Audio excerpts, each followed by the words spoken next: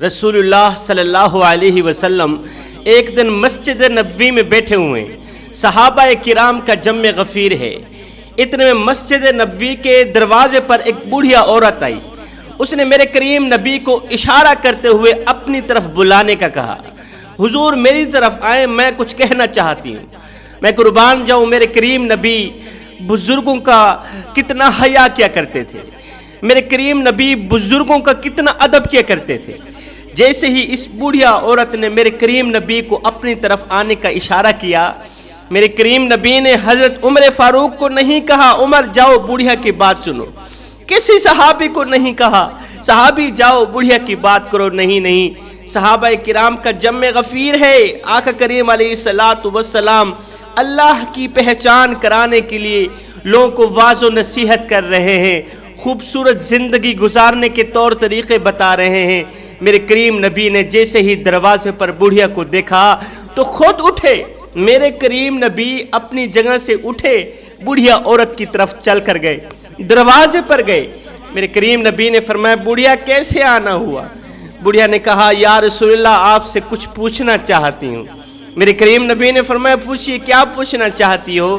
بوڑھیا نے کہا یا رسول اللہ میرا گھر غربت کی دلدل میں پھنسا ہوا ہے، پریشانیوں کی دلدل میں پھنسا ہوا ہے، گھر کا رہنے والا ہر ایک انسان پریشان ہی پریشان حال نظر آتا ہے۔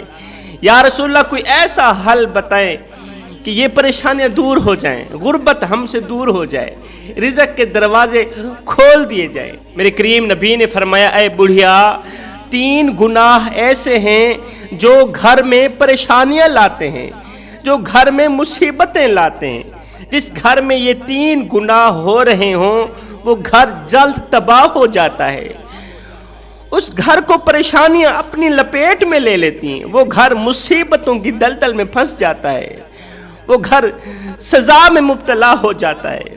اس بڑھیا نے کہا یا رسول اللہ وہ کون سے 3 گناہ ہیں جو گھر کو بربادی کی طرف لے جاتے ہیں، جو گھر کو ویرانی کی طرف لے جاتے ہیں، جو گھر کو بے برکتی کی طرف لے جاتے ہیں؟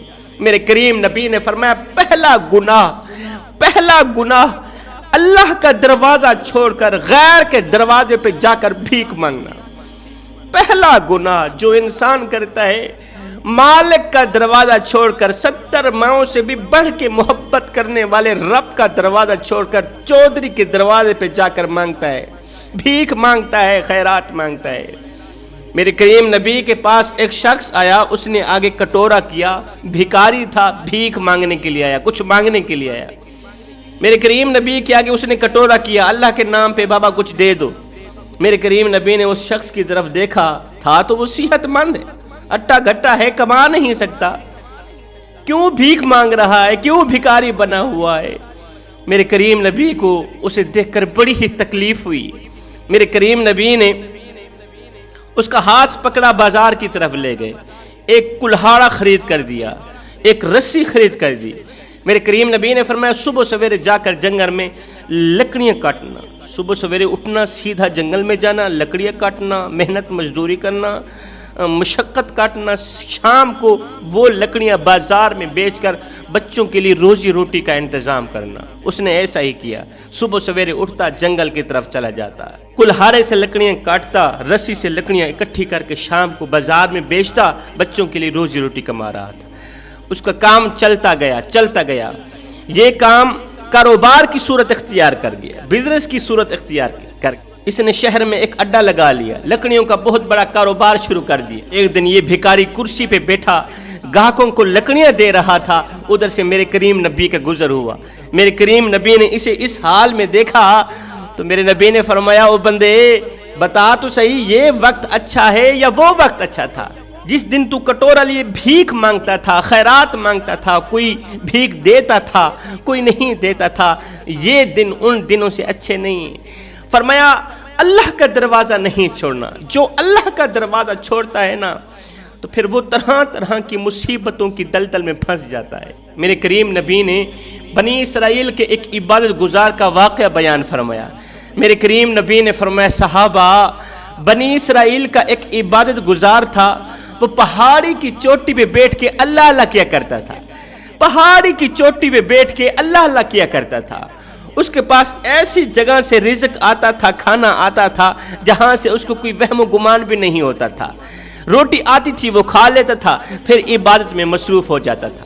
وقت گزرتا گیا، ایک رات ایسی آئی کہ کھانا نہ آیا، پوری رات اس نے بھوک میں گزاری، دن کو بھی کھانا نہ آیا، پورا دن اس نے بھوک میں گزارا۔ اب پریشان ہو گیا، رات کو بھی روٹی نہیں آئی، دن کو بھی روٹی نہیں آئی، میں تو کمزور ہو جاؤں گا، میں تو لاغر ہو جاؤں گا، پھر اللہ کی عبادت کس طرح کر پاؤں گا؟ اس سوچ کی بنیاد پر کہ کہیں جاؤں روٹی کا ٹکڑا مانگ کر آؤں، یہ شخص عبادت خانے سے نکل کر پہاڑی کے نیچے اترا۔ پہاڑی سے نیچے اترا، نیچے ایک عیسائی کا گھر تھا، اس نے جا کر عیسائی کے گھر دستک دی، دروازہ کوٹا۔ عیسائی باہر نکلا، کیا لینا ہے جی؟ اس نے کہا 3 دن کا بھوکا ہوں، کھانے کے لیے 1-2 ٹکڑے روٹی کے مل جائیں تو۔ عیسائی اپنے اندر گیا، 3 روٹیاں اٹھائیں، اس عبادت گزار کو دے دی، عبادت گزار کو دے دی۔ عبادت گزار نے وہ 3 روٹیاں لیں، ڈھیروں دعائیں دیتا ہوا واپسی عبادت خانے کی طرف آنے لگا، واپسی پہاڑی کے اوپر چڑھنے لگا۔ اللہ کا کرنا ایسا ہوا، اسی عیسائی کے گھر میں اس کا ایک پالتو کتا تھا جو عیسائی کے گھر کی رکھوالی کیا کرتا تھا۔ اب پالتو کتے نے کیا کیا، عبادت گزار کے پیچھے دوڑنا شروع کر دیا۔ جیسے ہی عبادت گزار کے قریب آیا، بھونکنا شروع کر دی۔ بھونکتے بھونکتے عبادت گزار کو لگا کہ کتا مجھے کاٹنا چاہتا ہے، جانور مجھے کاٹنا چاہتا ہے، تو عبادت گزار نے 1 روٹی اس کتے کو پھینک دی، 1 روٹی جانور کو پھینک دی۔ جانور روٹی کھانے میں مصروف ہو گیا، عبادت گزار تھوڑا اوپر چلا گیا، تھوڑا آگے چلا گیا۔ کتا جیسے ہی روٹی سے فارغ ہوا، پھر عبادت گزار کے پیچھے چل پڑا، اس کے قریب آیا، بھونکا، اسے لگا کتا مجھے کاٹنا چاہتا ہے۔ عبادت گزار نے دوسری روٹی بھی کتے کو ہی پھینک دی، کتا دوسری روٹی کھانے میں مصروف ہو گیا۔ عبادت گزار تھوڑا اوپر چلا گیا، تھوڑا آگے چلا گیا۔ کتا جیسے ہی روٹی سے فارغ ہوا، پھر عبادت گزار کے پیچھے۔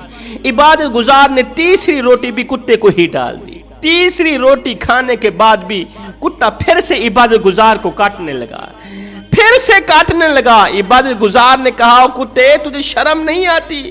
اور تیرے مالک کے گھر سے مجھے 3 روٹیاں ملی تھیں، وہ تینوں کی تینوں میں نے تجھے ڈال دی ہیں، وہ تینوں کی تینوں میں نے تجھے پھینک دی ہیں، پھر بھی تو مجھے کاٹنا چاہتا ہے؟ 3 روٹیاں کھانے کے بعد بھی تو مجھے کاٹنا چاہتا ہے؟ ہائے، اس کتے کو میرے اللہ نے بولنے کی طاقت عطا کی، کتے کو میرے اللہ نے زبان عطا کی۔ کتے نے کہا، اے حضرت انسان، عبادت گزار، شرم مجھے نہیں، شرم تو تجھے آنی چاہیے، شرم مجھے نہیں، شرم تو تجھے آنی چاہیے، تجھے شرم کی ضرورت ہے۔ اس نے کہا، وہ کیسے؟ کتے نے کہا کہ 5 سال کا عرصہ گزر گیا ہے، میں اس عیسائی کے گھر رکھوالی کر رہا ہوں، اس کے گھر کی رکھوالی کرتا ہوں۔ عیسائی کی طبیعت ایسی ہے، مزاج ایسا ہے کہ 5 دن گزر جاتے ہیں، عیسائی مجھے روٹی دیتا ہی نہیں ہے، 5 دن میں بھوکا رہتا ہوں، اور حیران کن بات یہ ہے ابھی بھی میں 3 دن کا بھوکا ہوں، 3 دن کی بھوک تو برداشت کر رہا ہوں، لیکن مالک کا دروازہ چھوڑ کر، عیسائی کا دروازہ چھوڑ کر غیر کے دروازے پر جا کر میں نے مانگنا گوارا نہیں کیا۔ 3 دن کی بھوک تو برداشت کر رہا ہوں، لیکن عیسائی کا دروازہ چھوڑ کر غیر کے دروازے پر جا کر میں نے مانگنا گوارا ہی نہیں کیا۔ او حضرت انسان، میں کتا ہوں، اتنا جانتا ہوں، مالک کا دروازہ چھوڑ کر غیر کے دروازے پر جا کر بھیک مانگنا اچھا نہیں ہوتا۔ او نادان، تو رب کا دروازہ چھوڑ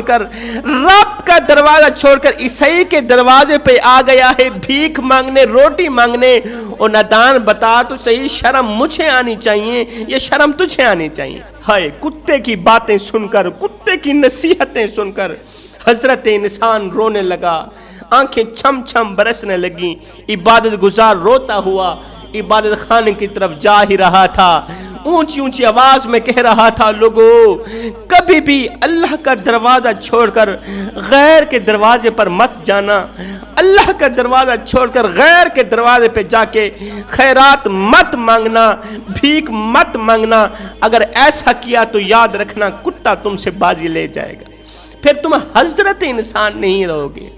جب دکھ آئیں، درد آئیں، تکلیفیں آئیں، مصیبتیں آئیں، تو پھر تکیے پر رونے سے بہتر ہے سجدوں پہ رو لیا کر، اس سے اللہ بھی راضی ہو جائے گا، تمہاری پریشانی بھی دور ہو جائے گی۔ میرے کریم نبی نے فرمایا پہلی بات اللہ سے مانگنا. اللہ سے نہ مانگنے والا گناہ جس گھر میں کیا جائے وہ گھر جلد تباہ و برباد ہو جاتا ہے. دوسرا گناہ ناشکری، ناشکری سے دور رہو. فرمایا تیسرا گناہ لمبی لمبی امیدیں باندھنا. فرمایا لمبی لمبی امیدیں مت باندھنا. ان 3 گناہوں سے باز آ جاؤ، اللہ تعالیٰ تمہیں کسی بھی پریشانی کے قریب نہیں جانے دے.